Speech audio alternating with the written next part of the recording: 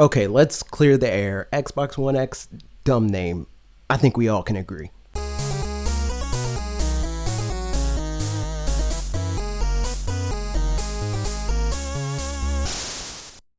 Xbox knows they have a muddled reputation with a lot of gamers for lacking in the exclusives department, so they made it a point to try to change up that perception a bit. They confirmed that 22 exclusives are coming to Xbox, about half of which were showcased at that briefing. I was personally excited to see games that I would otherwise never play making it to Xbox. Games like Black Desert and, more importantly for the moment, PlayerUnknown Battlegrounds coming to a platform that I want to play is great news in my book. I'm not a PC player and never will be, so it's good to know that Xbox made it a point to bring some of the games people talk up most in that scene coming to a platform I do want to engage with. And that's the whole point of this conference in my eyes. I have an Xbox, so my opinion on how this presser played out is painted in a positive light because of that. I don't think they did a super good job selling Xboxes to PlayStation fans, and I definitely don't think they did that for PC fans, but that obviously wasn't their aim, and that's fine too. Showing off and finally dating games that Xbox fans have been waiting for, announcing backwards compatibility with original Xbox games, officially announcing and pricing the Xbox One X, which again has a dumb name, were all good moves for pleasing existing Xbox fans.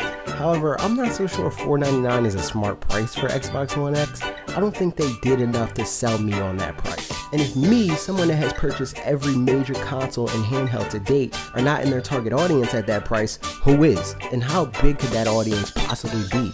And them dropping the price of Xbox One S makes me even more unlikely to buy in or even recommend others to do so. But I guess we'll have to wait and see how that all pans out. Back to games. I think Microsoft showed off a lot of interesting stuff. It didn't do too much in the way of diversity like Phil said it would, in my opinion. We still saw a lot of shooters or games with shooting mechanics being at the forefront, which again is fine, but it just further cements the insular nature of this presentation. Gamers that love shooters most probably already have an Xbox.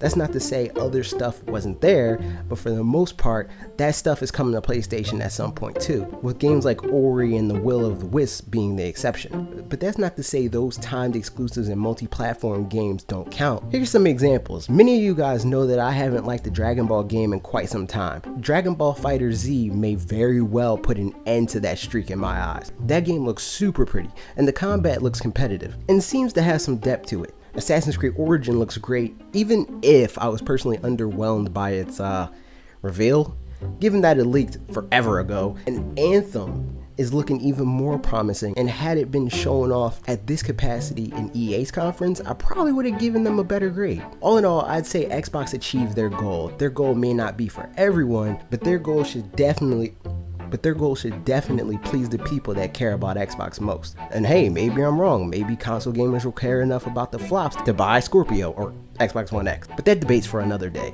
I'm going to say Xbox did pretty well with this briefing, and if you're an Xbox fan, I think you'd agree they did.